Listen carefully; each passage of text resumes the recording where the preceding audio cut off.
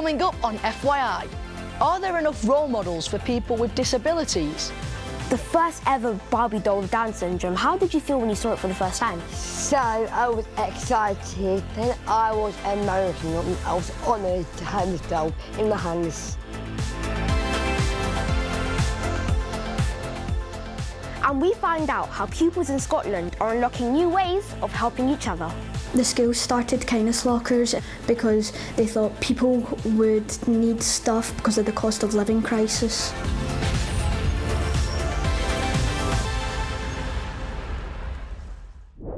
Hello, this is your weekly news share FYI, where we give you the lowdown on everything you need to know right now.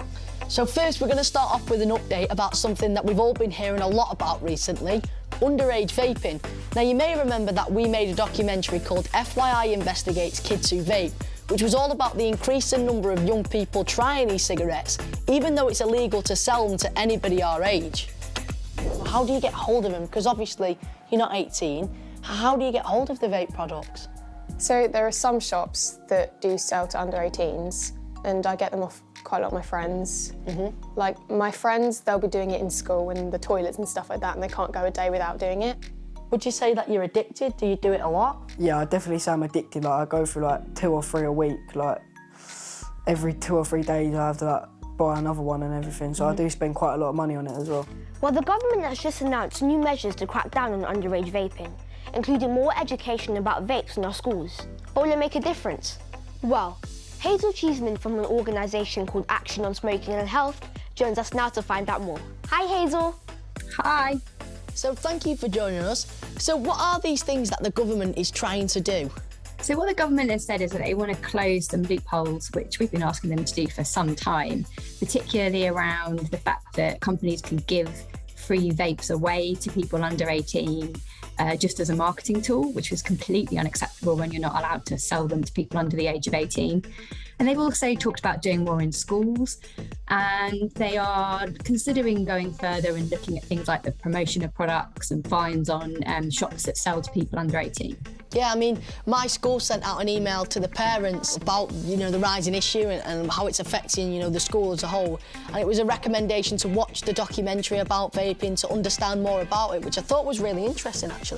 Do you think those measures will make much of a difference in terms of the numbers of us who are taking up vaping? Well, we're not sure that they really will make a difference unless they do go further and look at things like promotion and how much these cheap disposable vapes cost, because they're really affordable. So we'd definitely like them to go much further. So it doesn't really stop there, does it, with government measures? So what else would they be looking to do? Yeah, well, they have a call for evidence out at the moment, which is closing next week. And so, if you're interested, you can go online and have a look at that. And we really hope that they take the concerns of the public health community seriously. We really want them to put a tax on disposable vapes, probably something like £5 to make them a bit more expensive. So if you make them more expensive, we can get them out of schools, we can stop people from passing them around the playground, etc. Well, we can see that you're super passionate about this, so thank you very much for joining us, Hazel. It's been wonderful speaking to you. So if you guys haven't watched the documentary Kids Who Vape, then make sure you head over to our webpage at first.news/FYI. We all love pizza, right? But what do you make of this? Apparently, a certain kind of supermarket pizza sold in the UK contains the same amount of salt as 27 packets of crisps. Is this fake news or fact? Find out later. Coming up later in the programme, which country is doing the best when it comes to renewable energy? We'll have the answer in just a few moments. Now here's an interesting question. Are there enough role models for people with disabilities? Ellie Goldstein is a rising star in the fashion industry. She's modelled for some big brands like Gucci and Adidas and has recently become the first model with Down syndrome to be on the cover of the fashion magazine Vogue. Ellie says growing up, she rarely saw people who looked like her in the magazines or on TV, which is why she teamed up with Barbie to launch the first ever doll with Down syndrome. Isn't that cool? And I'm proud to say she's here with us in the den right now. Hi, Ellie. Hi.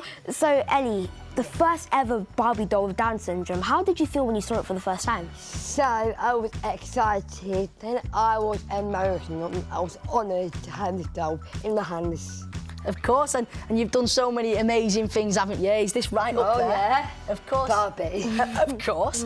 Now, how can we tell that this doll is different and has Down syndrome? So the doll's got a pink leg foot support, bright colours on the dress and the 21st chromosome on the pink necklace. So as we say, loads of different parts that make it the perfect doll. Yeah. Really. So how do you think this is for raising awareness about Down syndrome and making everyone feel included? For children to be included in a diverse and in an inclusive world like me. Perfect. Well, thank you very much for joining us. Thank you, my It's been darling. lovely speaking to you. Check this out. The Ocean Bird is an incredible new concept for a cargo ship which is powered by green energy. It will have sails which are a little bit like aeroplane wings and will be powered by wind, which will reduce emissions that are bad for our environment by 90%. Cool! And here's something that's already been built. This is a new suspended glass-bottom train in China. It's part of an effort to explore low-carbon rail options. So it's also a greener way of getting about, and it can hold over 200 people. Staying with green energy, the UK may soon have a new multi-billion-pound electric car battery factory, which will not only create lots of jobs, but it's also good news as it will get more electric cars on the road, which don't use fossil fuels. But what is green energy and how can it help tackle climate change? Well, if you just don't get it, don't worry because Maya has been investigating.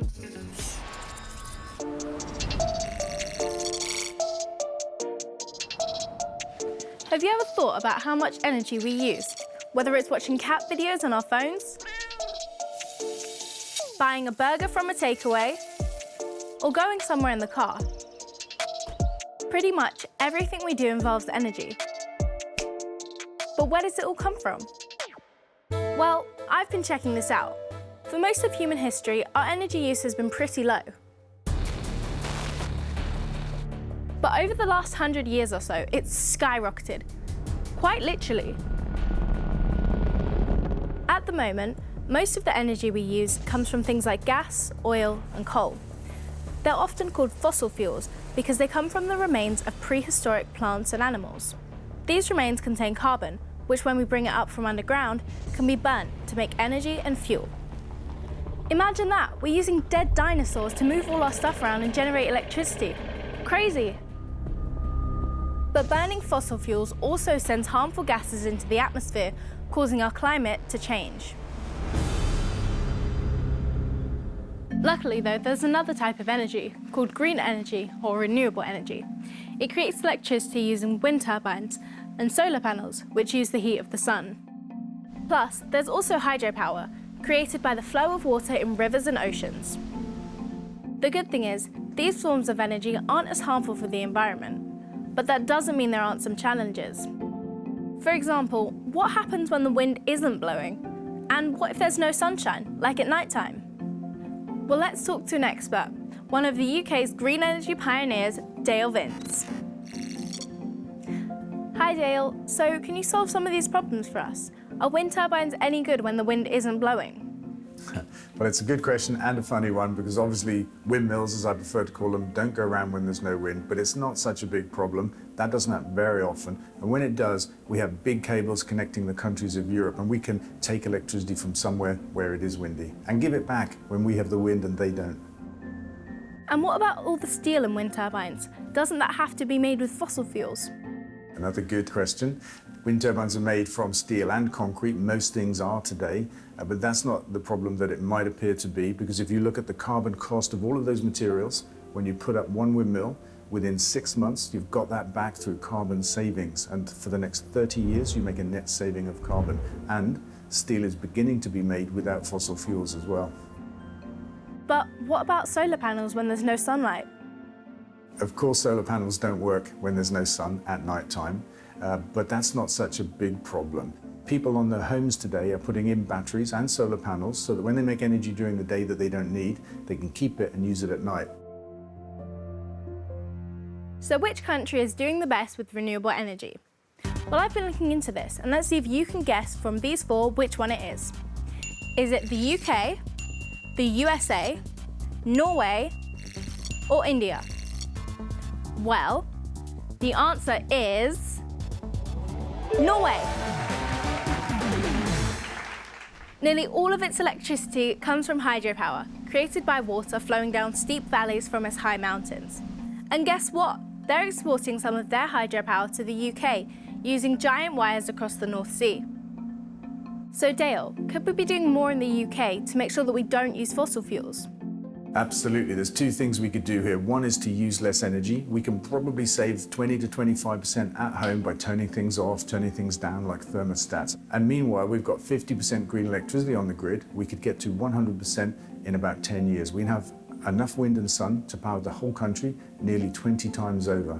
And what about innovations for the future? So we have a new way to make electricity, something called a tidal lagoon, using underwater propellers, driving generators. That looks really exciting. But up until now, we've only been talking about electricity. We also use a lot of fossil fuel gas to heat our homes and run businesses. We've found a new way to make that gas from grass. And we have enough grass in the country to make all of the gas that we need so that we can free ourselves from fossil gas completely. Thank you, Dale. That was my pleasure. Thank you. So it seems like green energy really is the way forward if we want to protect our planet. And before too long, the fossil fuels that we rely on at the moment will become a thing of the past, just like dinosaurs.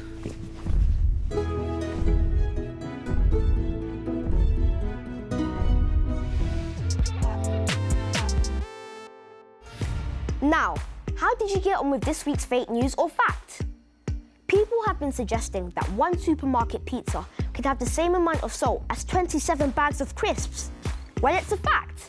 Research by the organisation Action on Salt has found that half of all pizzas sold in the UK provide a day's worth or more of salt per pizza, and that pizzas provide us with a whopping 3,224 tonnes of salt every year. That's enough to cover Wembley Stadium's football pitch. We all know that the cost of living crisis is making things really tough for families to afford everyday essentials, such as food, clothes and toiletries. Well, how about this for an idea? We've been to Cumbernauld Academy in North Lanarkshire to find out how pupils are working together to make sure no one is left without the things they need at home. The King's lockers are almost like a charity shop where you can take stuff out of them when you really need them, and then you can put stuff back in order to return the favour for someone else. What you'd find in a kindness locker is food. They can have drinks. Best thing would probably be that there's clothing in it. Most donation things would usually be food or toiletries, but we've taken it a step further and we've added clothing to it because now clothing is getting expensive nowadays as well. The school started kindness lockers because they thought people would need stuff because of the cost of living crisis. It helps break down the stigma because it almost brings a form of relief to families. They can get help from their school. You can just go to any teacher and just ask them if you could borrow a key for the kindness lockers, and they won't even ask why. They'll just let you borrow the key and you can just go and take whatever you want. Our school has always been one that we need to make sure treat everyone equal. We decided that they shouldn't be kept anonymous. You don't need to worry about asking someone for help and then they rejecting you. There's really no questions asked. It would be just a great way to help someone you don't even know. No matter what, absolutely anyone in this moment in time could be struggling. I think we should just share this around different schools and it would help so many more people.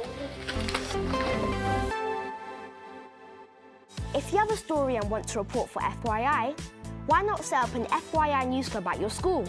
You get loads of resources for your club so you can discuss and learn more about their big stories. Just get your teacher to head to our webpage for more details. Well, that's nearly it for this week. But we thought we'd leave you with some amazing images of some newly discovered deep-sea creatures, including one called the gummy squirrel. See you next time. Bye. Bye.